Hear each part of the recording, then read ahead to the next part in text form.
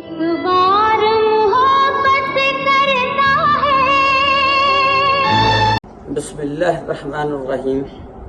अस्सलामु अलैकुम वरहमतुल्लाहि वबरकातुहू।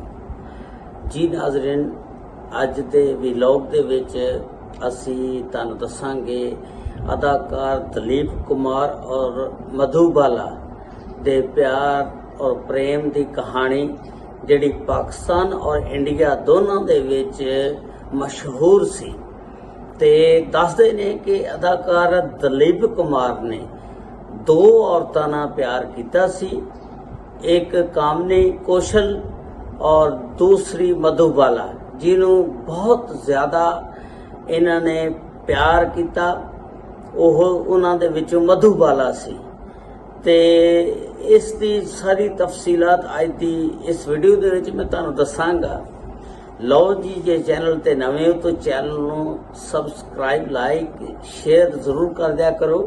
तुहाडीआं मुहब्बतां दा बड़ा शुक्रिया। अदाकार दलीप कुमार साहब, जिन्हां दा असल नाम मोहम्मद यूसुफ हुंदा, ये सन 1922 दे विच पेशावर दे विच पैदा होए सी। लेकिन फिर जदों इंडिया पाकिस्तान बनया उस तो पहला ही ये बंबई शिफ्ट हो गए सी। ते फिर इन्होंने उत्थे जाके रहायश अख्तियार की।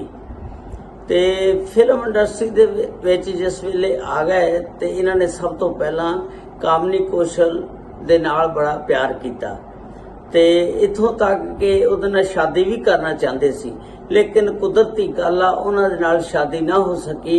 जिहड़ी कामनी कौशल सी, उहदी भैन फौत होने की वजह दे नाल उन्हें फिर अपनी शादी जिहड़ी है अपने बहनोई नाल कर ली सी। इस तरह फिर अदाकार दलीप कुमार साहब का दिल टुट गया सी।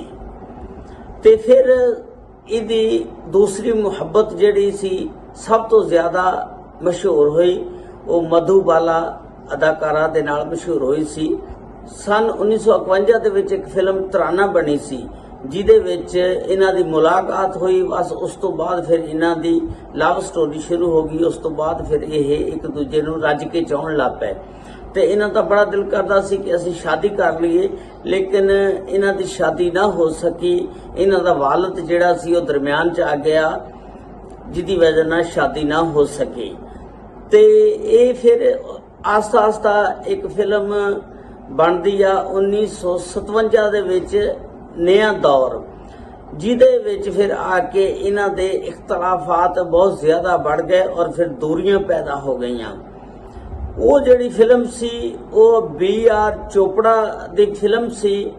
उस दे विच इस तरह वाकया होया कि जिहड़ी इन्हां दी भैन आ मधुबाला दी, वो मदर घोषान जिहड़ी आ वो दसदियां ने कि इस फिल्म दे विच मेरे अबू और अदाकार दलीप कुमार के दरम्यान बहुत ज्यादा इख्तलाफात पैदा हो गए सी, जिसकी वजह ना फिर ये शादी ना हो सकी। इस फिल्म दे विच मधुबाला नूं और दलीप कुमार नूं BR चोपड़ा ने साइन किया सी।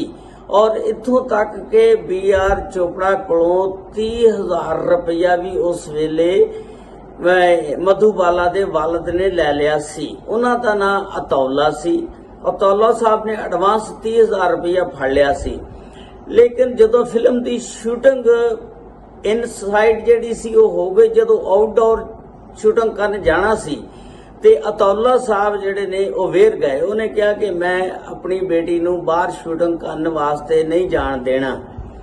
ते उत्थे फिर BR चोपड़ा साहब ने फिर अदालत दे विच केस कर दिता कि मैं इन्हां दे नाल इस तरह मुआहदा कीता सी ते ये हुण जाण नहीं दिंदे।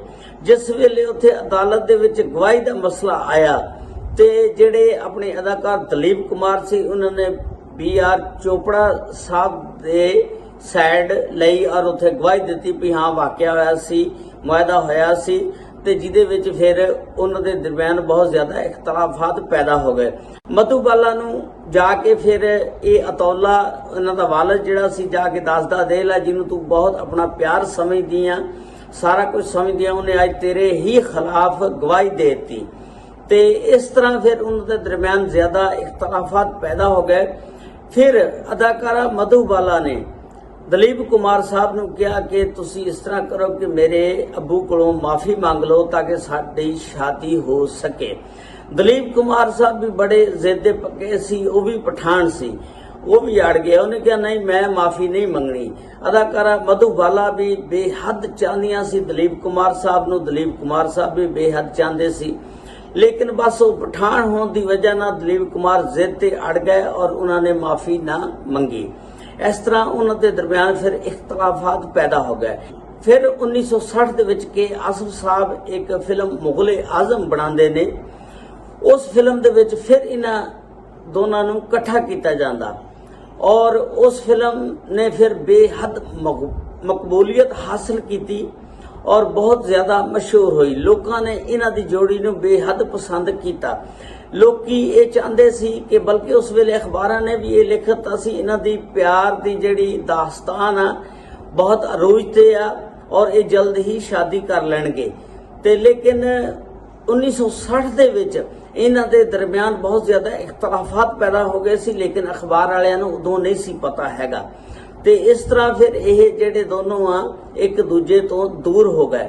ਫਿਰ ਤੁਸੀਂ ਦੇਖ ਲਓ 1960 ਦੇ ਵਿੱਚ ਹੀ ਫਿਰ ਕਿਸ਼ੋਰ ਕੁਮਾਰ ਦੀ ਬੀਵੀ ਜਿਹੜੀ ਰੋਮਾ ਦੇਵੀ, ਉਹਨੇ ਤਲਾਕ ਲੈ ਲਈ, ਉਹਨੂੰ ਤਲਾਕ ਹੋ ਜਾਂਦੀ ਆ। ਫਿਰ ਇਹ 1960 ਦੇ ਵਿੱਚ ਹੀ ਮਧੂਬਾਲਾ ਦੀ ਸ਼ਾਦੀ ਜਿਹੜੀ ਆ ਇਹ ਫਿਰ ਕਿਸ਼ੋਰ ਕੁਮਾਰ ਨਾਲ ਹੋ ਜਾਂਦੀ ਆ। ਤੇ ਫਿਰ ਉਸ ਦੇ ਬਾਅਦ ਇਹ 9 ਸਾਲ ਜ਼ਿੰਦਾ ਰਹਿੰਦੀ ਆ।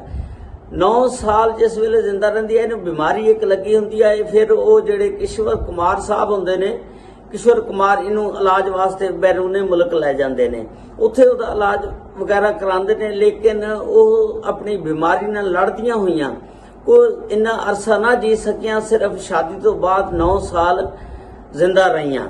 ਔਰ ਇਸ ਦੇ ਦੌਰਾਨ ਫਿਰ ਅਦਾਕਾਰ ਦਲੀਪ ਕੁਮਾਰ ਵੀ ਉਹਦੀ ਤਿਮਾਰਦਾਰੀ ਕਰਨ ਵਾਸਤੇ ਜਾਂਦੇ ਹੁੰਦੇ ਸੀ ਤੇ ਉਹਦੀ ਖਬਰਗੀਰੀ ਕਰਦੇ ਹੁੰਦੇ ਸੀ। ਆਖਰਕਾਰ ਮਧੂਬਾਲਾ ਜਿਹੜੀ ਹੈ ਸਨ 1969 ਦੇ ਵਿੱਚ ਫੌਤ ਹੋ ਜਾਂਦੀਆਂ ਨੇ ਔਰ ਅਦਾਕਾਰ ਦਲੀਪ ਕੁਮਾਰ ਨੇ ਜਿਹੜੀ ਮਦਰ ਬੋਸ਼ਾਨ ਆ ਮਧੂਬਾਲਾ ਦੀ ਭੈਣ ਦੱਸਦੀਆਂ ਨੇ ਕਿ ਇਹਨੇ ਜਨਾਜ਼ੇ ਦੇ ਵਿੱਚ ਸ਼ਿਰਕਤ ਨਹੀਂ ਸੀ ਕੀਤੀ। ਲੇਕਿਨ ਉਸ ਤੋਂ ਬਾਅਦ ਫਿਰ ਇਹ ਉਹਨਾਂ ਦੀ ਕਬਰ ਤੇ ਜਾ ਕੇ ਆਪਣੀ ਬੇਗਮ ਸਹਿਰਾ ਬਾਨੋ ਦੇ ਨਾਲ ਉੱਥੇ ਜਾ ਕੇ ਰੋਂਦੇ ਹੁੰਦੇ ਸੀ ਔਰ ਦੁਆ ਕਹਿੰਦੇ ਹੁੰਦੇ ਸੀ। ਦੱਸਦੇ ਨੇ ਕਿ ਸਹਿਰਾ ਬਾਨੋ ਫਿਰ ਇਹਨੂੰ ਦਿਲਾਸਾ ਦਿੰਦੀਆਂ ਹੁੰਦੀਆਂ ਸੀ। ਤੇ ਅਦਾਕਾਰ ਦਲੀਪ ਕੁਮਾਰ ਦੀ ਫਿਰ 1966 ਦੇ ਵਿੱਚ ਸ਼ਾਦੀ ਜਿਹੜੀ ਆ ਉਹ ਸਹਿਰਾ ਬਾਨੋ ਨਾਲ ਹੋ ਜਾਂਦੀ ਆ। ਉਦੋਂ ਅਦਾਕਾਰ ਦਲੀਪ ਕੁਮਾਰ ਦੀ ਜਿਹੜੀ ਆ ਉਮਰ 34 ਸਾਲ ਹੁੰਦੀ ਆ ਤੇ ਸਹਿਰਾ ਬਾਨੋ ਦੀ ਉਮਰ ਸਿਰਫ 12 ਸਾਲ ਹੁੰਦੀ ਆ। ਇਹ ਦੇਖ ਲਓ ਤੁਸੀਂ ਕਿ ਇਹਨਾਂ ਦੋਨਾਂ ਦੀ ਉਮਰਾਂ ਦੇ ਵਿੱਚ 22 ਸਾਲ ਦਾ ਫਰਕ ਸੀ। ਲੇਕਿਨ ਇਹ ਸ਼ਾਦੀ ਸਹਿਰਾ ਬਾਨੋ ਨੇ ਉਹਨਾਂ ਨੂੰ ਪੇਸ਼ਕਸ਼ ਕੀਤੀ ਸ਼ਾਦੀ ਦੀ ਔਰ ਦਲੀਪ ਕੁਮਾਰ ਸਾਹਿਬ ਨੇ ਫਿਰ ਉਹ ਪੇਸ਼ਕਸ਼ ਕਬੂਲ ਕਰ ਲਈ ਔਰ ਇਸ ਤਰ੍ਹਾਂ 1966 ਦੇ ਵਿੱਚ ਦਲੀਪ ਕੁਮਾਰ ਸਾਹਿਬ ਨਾਲ ਸ਼ਾਦੀ ਹੋ ਗਈ। ਜਿਹੜੀ ਅਦਾਕਾਰਾ ਕਾਮਨੀ ਕੌਸ਼ਲ ਸੀ, ਦੱਸਦੇ ਨੇ ਕਿ ਜਦੋਂ ਉਹਦੇ ਨਾਲ ਪਿਆਰ ਮੁਹੱਬਤ ਦੀ ਕਹਾਣੀ ਖਤਮ ਹੋਈ ਤੇ ਇਹਨੇ ਬਹੁਤ ਜ਼ਿਆਦਾ ਸ਼ਰਾਬ ਪੀਣੀ ਸ਼ੁਰੂ ਕਰਤੀ।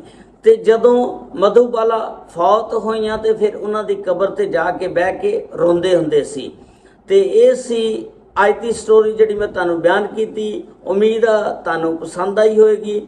ਅੱਲਾਹ ਤਾਲਾ ਸਭ ਤੇ ਰਹਿਮਤਾਂ ਫਰਮਾਏ। ਅੱਲਾਹ ਤਾਲਾ ਸਭ ਨੂੰ ਆਪਣੇ ਹਿਫਜ਼ੋ ਇਮਾਨ 'ਚ ਰੱਖੇ। अस्सलामु अलैकुम व रहमतुल्लाहि व बरकातुहू। एक बार